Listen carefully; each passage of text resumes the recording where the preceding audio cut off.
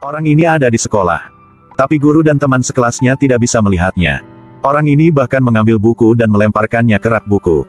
Tapi guru dan teman sekelasnya masih sangat acuh padanya. Karena di dunia mereka, rak buku masih utuh. Dia sangat ketakutan, bergegas ke kantor untuk memanggil ibunya. Dia mengangkat telepon dan hendak menjawab ketika dia menyadari bahwa telepon itu masih di tempat yang sama.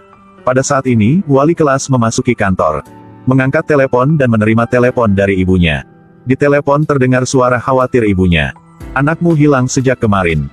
Bocah itu tampak bingung, menundukkan kepalanya dan berpikir lama. Akhirnya, dia ingat apa yang terjadi sebelumnya. Nick selalu menjadi siswa terbaik di sekolah. 2 hari yang lalu, ketika dia keluar untuk membantu teman baiknya yang berambut coklat, dia membuat marah kakak besar di sekolah. Mereka berdua berkelahi di kantin sekolah, sejak saat itu mereka menjadi musuh. Kakak besar itu sangat keras kepala. Malam itu, dia dan pacar gangsternya merampok di jalan. Ketika mereka melewati toko perhiasan, dia melihat kalung permata yang dikenakan di leher model.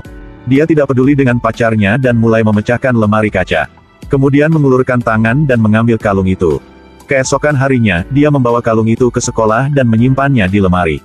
Tidak peduli berapa banyak pacarnya menyarankan dia untuk menghentikannya, itu tidak ada gunanya.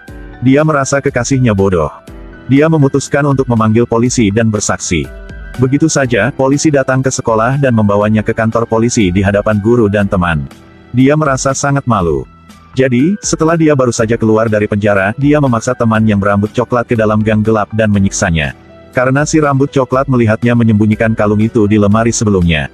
Rambut coklat juga merupakan teman yang sangat baik. Dia berbohong dan mengatakan bahwa semuanya dilakukan oleh Nick. Malam itu, Nick minum, dan pulang dalam keadaan mabuk. Lalu dia tiba-tiba ditabrak mobil. Dan kakak besar ini memimpin juniornya menuju Nick.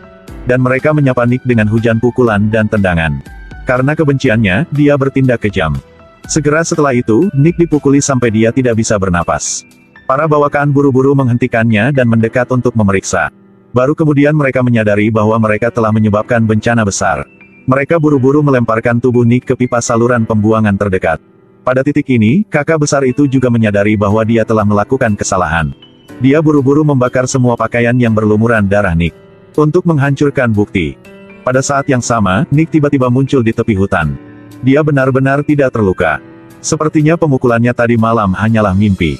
Jadi dia berlari ke sekolah dan memasuki kelas seperti biasa. Adegan di awal video juga dimulai di sini. Semua orang tidak bisa melihatnya. Nick sangat ketakutan, panik dan berlari keluar dari sekolah. Dia menggunakan seluruh kekuatannya untuk menyeberang jalan yang sibuk. Akibatnya, dia langsung ditabrak mobil. Nick berguling 4-5 kali di atas mobil dan kemudian jatuh ke tanah. Kemudian, dia ditabrak truk lagi. Tapi 2 detik kemudian, Nick masih berdiri dan tidak terluka. Nick tidak bisa mengerti perubahan apa yang terjadi pada tubuhnya, jadi dia bergegas pulang dengan panik. Akibatnya, dia melihat ibunya memberitahu polisi bahwa dia hilang. Pada saat ini, Nick akhirnya menyadari bahwa dia sudah mati. Ekspresinya suram dan dia berkeliaran di jalan yang sibuk. Nick merasa putus asa karena tidak ada yang bisa melihatnya. Tidak peduli seberapa keras dia berteriak, tidak ada yang bisa mendengarnya. Garis orang-orang di jalan masih diam-diam melewatinya. Karena ingatannya masih berhenti pada malam dia dipukuli oleh kakak laki-laki itu. Jadi dia langsung berlari ke teras sekolah untuk mencari kakak besar untuk bertanya tentang kebenaran. Pada saat ini, polisi yang menyelidiki hilangnya Nick juga menemukan konflik antara kakak besar dan Nick, jadi mereka datang ke sini untuk menyelidiki. Kakak besar tentu saja menolak untuk mengakui kesalahannya. Tidak peduli berapa banyak polisi menanyainya, dia tidak akan mengatakan sepatah kata pun. Nick melihat itu dan semakin marah. Nick pergi dan mendorong kakak besar itu. Kakak besar jatuh ke bawah. Tapi begitu Nick berbalik, dia masih duduk di tempat yang sama. Nick benar-benar putus asa. Dia merasa kesepian dan kembali ke rumah. Akibatnya, ia menemukan bahwa burung kenari dibesarkannya telah mati. Kemudian dia merasakan beban berat di pundaknya. Itu adalah seekor burung kenari yang duduk di bahunya. Nick meletakkan burung kenari di telapak tangannya dan senang menemukan bahwa itu tidak hanya dapat melihat Nick tetapi bahkan dapat menyentuh Nick. Nick seperti menemukan benua baru. Dia menatap tubuh burung itu. Dia menemukan bahwa pada saat ini, burung itu masih bernafas. Ketika tubuh burung itu benar-benar membeku, burung di tangannya juga menghilang. Nick tiba-tiba mengetahui bahwa 80% dari dirinya masih hidup. Dia segera berlari ke dalam hutan. Saat ini, polisi juga sedang mengorganisir pencarian Nick.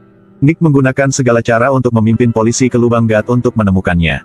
Dia bahkan berbicara dengan anjing itu. Tapi bagaimanapun, mereka dari 2 dunia yang berbeda. Tidak peduli seberapa keras dia mencoba, itu sia-sia. Pada saat yang sama, polisi tidak menemukan Nick di pegunungan. Jadi mereka fokus pada hubungan sosial Nick. Pada saat ini, polisi menemukan pacar kakak besar itu. Dan bertanya mengapa dia tidak memiliki alibi. Orang ini sudah memiliki banyak catatan kriminal sebelumnya. Dihadapkan dengan interogasi polisi, dia sangat bingung. Tidak lama setelah polisi pergi, dia memanggil si rambut coklat. Dia menodongkan pistol ke kepala sang rambut coklat dan meminta si rambut coklat untuk memindahkan tubuh Nick ke tempat lain. Setelah itu, dia meminta si rambut coklat untuk mengajak kakak besar keluar. Selanjutnya, dia langsung menggunakan pistol dan bersiap untuk membunuh kakak besar untuk menutup petunjuk. Tapi dia tidak menyangka bahwa polisi yang mengikuti kakak besar sebelumnya. Melihat sang pacar mengeluarkan pistol, polisi langsung mengepung mereka. Sang pacar panik, kakak besar mengambil kesempatan ini untuk mencuri senjatanya. Dan melalui lubang di pagar jembatan layang. Setelah itu, dia bergerak fleksibel berlari di atas warmes, lalu melompat ke bawah jembatan. Sama seperti itu, dia bisa lolos dari pengepungan polisi. Nick selalu mengikuti kakak besar. Melihat adegan ini, Nick merasa tidak nyaman. Dan berteriak, "Aku akan menangkapmu." Akibatnya, kakak besar itu berbalik dan berkata, "Tidak semudah itu." Dalam sekejap, Nick menyadari bahwa dia bisa mendengar suara Nick. Nick buru-buru mengikutinya. Nick mengikutinya ke kuburan. Melihatnya menangis di depan makam ibunya.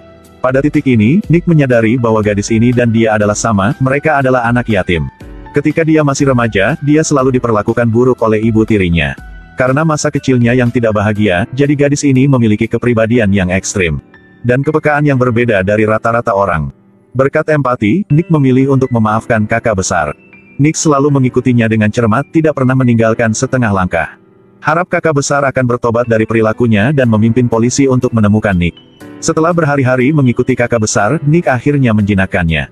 Dia menyelinap ke kamar Nick. Ingin tahu tentang masa lalu Nick. Tanpa diduga, dia bertemu ibu Nick. Saat dia melihat ibu Nick, dia merasa sangat menyalahkan diri sendiri. Dia segera berlari ke hutan dan sampai lubang gat itu. Ingin menyelamatkan Nick, dia membuka penutup lubang gat dan menemukannya kosong di dalamnya. Nick secara tidak sengaja menemukan sesuatu yang dijatuhkan si rambut coklat. Dia segera menyuruh kakak besar untuk pergi mencari si rambut coklat. Dihadapkan dengan interogasinya, segera setelah itu, si rambut coklat mengaku. Dia buru-buru memberitahu kakak besar itu fakta bahwa Nick tidak bersalah. Orang yang memanggil polisi untuk menangkapnya sebenarnya adalah pacar bajingannya. Kakak besar setelah mendengarkannya, sangat marah. Dia segera lari untuk menemukan bajingan itu. Dihadapkan dengan pistol di dekat lehernya. Dia tidak berani bergerak, harus dengan patuh memimpin kakak besar untuk menemukan tubuh Nick. Pada saat yang sama, teman jahat berambut coklat itu juga menyesalinya. Pada akhirnya, dia tidak tahan dengan siksaan batinnya. Dia memilih untuk minum obat tidur untuk bunuh diri. Sebelum dia meninggal, roh berambut coklat itu juga melihat Nick. Dia menangis dan memberitahu Nick bahwa tubuh Nick disembunyikan oleh mereka di bendungan tidak jauh dari sana. Nick mendorong jiwa rambut coklat itu kembali ke tubuhnya. Dan Nick dengan cepat pergi ke bendungan itu. Di sisi ini, kakak besar juga memaksa sang pacarnya untuk memimpin ke bendungan terdekat. Setelah melihat tubuh Nick, dia langsung berbalik dan ingin turun ke bawah. Tak disangka, sang pacar memanfaatkan kesempatan itu dan menembaknya dari belakang. Melukainya dengan serius. Untungnya, teknik menembaknya satu tingkat lebih tinggi dari pacarnya. Dia terluka tetapi masih bisa menembak pacar. Menyadari bahwa dia tidak bisa menyelamatkan Nick, dia segera menelepon polisi. Dan menjelaskan lokasi tubuh Nick ke polisi. Polisi, setelah mendengar berita itu, bergegas ke bendungan itu.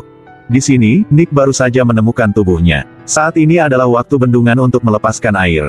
Melihat air mengalir deras dan akan membasuh semuanya. Nick buru-buru meraih tubuhnya dan menarik diri dengan seluruh kekuatannya. Tapi bagaimanapun juga dia hanyalah roh. Tidak peduli seberapa keras dia mencoba, dia tidak bisa menarik tubuhnya. Pada saat ini, polisi akhirnya tiba di tempat kejadian. Pertama, mereka menghentikan bendungan untuk melepaskan air. Pada saat yang sama, mereka juga memanggil ambulans untuk membawa Nick ke rumah sakit. Di rumah sakit, Nick diselamatkan. Tapi dia masih belum bisa bangun. Melihat ibu duduk di sebelah dan meneteskan air mata. Nick tidak tahan lagi. Dia membawa kakak besar itu ke rumah sakit melewati pengawasan polisi keamanan. Ibu Nick sedang berdiri di lorong. Setelah dia melihat si pembunuh, segera menamparkan dia dengan keras. Kakak besar juga tidak mengelak. Sebaliknya, dia mengucapkan kata-kata yang ingin dikatakan Nick kepada ibunya sejak lama. Mendengarkan kakak besar dengan tenang berbicara tentang kebiasaan hidupnya. Ibu Nick akhirnya percaya putranya telah berbicara dengannya melalui kakak besar. Di akhir cerita, kakak besar itu memeluk lukanya dan pergi ke ranjang rumah sakit Nick. Dia melepas kalung yang ditinggalkan ibunya untuknya dan meletakkannya di tangan Nick. Pada saat ini, mata Nick perlahan terbuka. Sayangnya, kakak besar itu meninggal karena luka terlalu seriusnya. Dan Nick akan mengganti